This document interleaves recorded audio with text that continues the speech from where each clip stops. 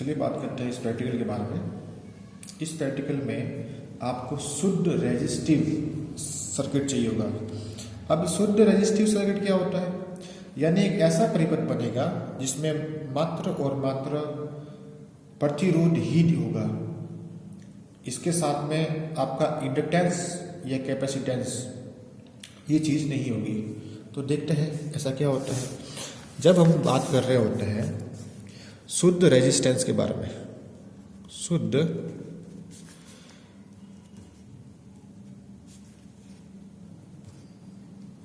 Resistive circuit, यदि इस circuit के बारे में बात कर रहे होते हैं, इसका मतलब ये होता है कि इसमें मात्र और मात्र रेजिस्टिव, इसका मतलब यानी इसका प्रतिरोध ही आना चाहिए, या ये भी कह सकते हैं कि शुद्ध प्रतिरोध वाला सर्किट। चलिए अब बात करते हैं। अपन इसमें क्या करेंगे, किसी भी सर्किट के लिए सबसे पहले अपन लेनी होती है सप्लाई। तो अपन इसमें एसी की सप्लाई बना लेते हैं। ये आपको एसी की सप्लाई मैंने बना दी। एसी के सप्लाई से आगे मैंने दो सिरे निकाल लिए। एक फेज का रहेगा, मैंने माना ये फेज है, ये आपका रहेगा न्यूट्रल। या लिख देता हूँ मैं एसी सप्लाई। एसी सप्लाई फिर जब मैं सप्लाई लगा रहा हूँ उस में जब भी कोई भी चीज़ लगाऊंगा तो उसको उसके अंदर मुझे एम्पीयर चेक करने पड़ेंगे। तो मैं यहाँ एक अमीटर लगा रहा हूँ। अमीटर से सप्लाई आगे जा रही है मेरी यहाँ। अब इसके बाद में क्या करूँगा, मैं यहाँ जो भी मेरा जो लोड होगा उसके वॉट कितने हैं, मुझे उसका शक्ति का मापन करना होगा। शक्ति के मापन के लिए शक्ति यानी अपन कहते हैं पावर।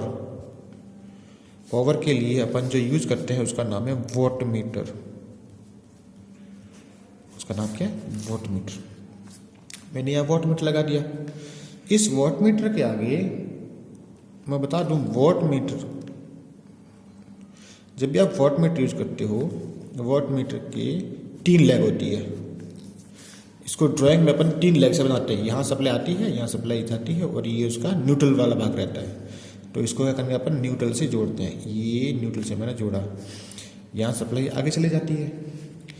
फिर उसमें लगाना पड़ता है power factor.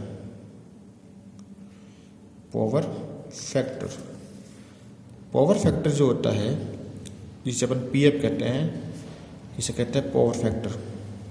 Power factor, power factor Hindi में कहे तो शक्ति गुणांक, इसे अपन कहते हैं शक्ति गुणांक। ये भी लगाने का तरीका वही है, एक न्यूट्रल का तार रहेगा नीचे से इसको लगाने के लिए। अब चलते हैं आगे। हमने एम्पीयर भी चेक कर लिए, वॉट मीटर भी लगा जिससे अपन वॉट भी चेक कर सकते हैं, और पीएफ मीटर लगा जिससे अपन शक्ति गुणांक चेक कर सकते हैं। अब इसके आगे एक चीज रह गई, वोल्ट मीटर। चलिए वोल्ट मीटर समांतर क्रम में लगता है, ये मैंने वोल्ट मीटर समांतर क्रम में लगा दिया। ये आपको दिखाई जा रहा है, ये वोल्ट मीटर समांतर क्रम है जिसमें एक ऊपर से पेज और एक नीचे से न्यूट्रल। इससे आगे चलते हैं। अब जो अपने को चीज मेन लगाना है वो है शुद्ध प्रतिरोध लगाना है। शुद्ध प्रतिरोध के रूप में आपकी जो क्या चीज रह सकती है उसका नाम है, एक तो लैंप, बल्ब के रूप में बल्ब, एक होता है हीटर। ये कुछ ऐसी चीजें होती है जिसके अंदर ना तो कैपेसिटी रहती है और ना ही इंडक्टेंस रहता है। तो मैं एक काम करता हूँ, मैं दोनों चीज यूज कर लेता हूँ इसके अंदर। मैं यहाँ पर एक लैंप बना देता हूँ। ये मैंने एक लैंप बना दिया। ये मैं इसको, ये लैंप, और लैंप को ऑन ऑफ करने के लिए मैं यहाँ क्या करता हूँ, एक स्विच लगा देता हूँ। ये मैंने एक स्विच लगा दिया। अब चाहूँ मैं इसको ऑन भी कर सकता हूँ और ऑफ भी कर सकता हूँ। इसके आगे मैं समांतर क्रम में एक और क्या लगाता हूँ, हीटर भी लगा देता हूँ। तो मैं ये हीटर के अंदर का मैंने बना दिया प्रतिरोध, और यहाँ से मैं स्विच रह गया। चलो कोई वाली बात नहीं, ये ड्राइंग थोड़ी सी ऐसा बना लेते हैं। ये मैंने स्विच लगा दिया। इस स्विच के ये मेरा बन गया, इसको मैं लिखता हूँ हीटर। चलिए इसका नाम हो गया हीटर। चलिए अब आपको ड्राइंग दिखाई दे रही है। ये मैंने ऐसी सप्लाई दी, ये फेज, ये न्यूट्रल।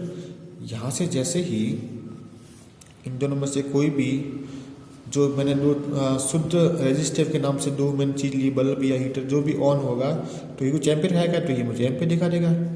फिर ये जितने वॉट के रहेंगे ये मुझे डब्ल्यू बताएगा, और इनका पावर फैक्टर क्या रहेगा वो मुझे पीएफ मीटर बताएगा। फिर ये वोल्टेज कितनी ले रहे हैं वो ये वोल्ट मीटर दिखा देगा। चलिए अपन बात करते हैं। जैसे मैं यहाँ लिख देता हूँ S1 और लिख देता हूँ S2। यहाँ जो S1 है ये स्विच है जो लैंप के साथ लगा है, S2 है वो लगा हुआ है हीटर के साथ। तो जैसे ही मैं S1 ऑन करता हूँ तो यहाँ की सप्लाई इससे जुड़ जाएगी। मैं माना ये सप्लाई जुड़ गई, मेरा लैंप ऑन हो गया। ये भी ऑन नहीं है, सिर्फ लैंप ऑन है। तो मैं ये मानता हूँ कि जो मेरा लैंप है S1 जैसे मैंने ऑन किया, जैसे मेरा लैंप ऑन हो गया तो सबसे पहले मैं क्या करूँगा, यहाँ से मैं रीडिंग देखता हूँ। मैं ये मानता हूँ कि जो मेरी रीडिंग है ये कुछ आई 0.9 एम्पियर। ये अमीटर की स्थिति है ए। ये क्या आई 0.9 एम्पियर। फिर मैं थोड़ा वॉट मीटर की तरफ देखता हूँ कि इसने कितना लिया। तो ये मुझे समथिंग मैं मानता हूँ कि ये जो वॉट मीटर है जो मुझे क्या दिखाएगा, पावर दिखाएगा, ये मुझे एम्पियर दिखाएगा। तो मैं ये मान के चलता हूँ कि ये समथिंग मुझे कोई 195 वॉट दिखाता है। वॉट मीटर की रीडिंग हर समय अपन डब्ल्यू में लिखेंगे। फिर बात करते हैं पावर फैक्टर मीटर की। पावर फैक्टर जो मीटर होता है वो 0 से लेकर 1 के बीच में कोई भी रीडिंग उसकी आती है। तो पावर फैक्टर मीटर के बारे में भी मैं लिख देता हूँ। जो पावर फैक्टर मीटर है हम ये मान के चलते हैं कि उसकी रीडिंग 0.99 है। इसके पीछे कोई यूनिट नहीं होती है, ये बगैर यूनिट के रहता है। तो ये कुछ आपके पास रीडिंग आई। फिर एक वोल्ट मीटर रह गया है, वोल्ट मीटर की रीडिंग भी अपन नोट कर लेते हैं। मैं मानता हूँ वोल्ट मीटर रीडिंग कुछ 205 वोल्ट। ओके, ये अपने S1 शुरू किया तब की बात है। अब अपन ये भी देख लेते हैं S2 के साथ में देख लेते हैं। जब मैं S1 को ऑफ कर रहा हूँ, ये मैंने इसको ऑफ कर लिया और S2 जोड़ा। अभी मात्र हीटर ऑन है, लैंप बंद हो गया, वापस वही के वही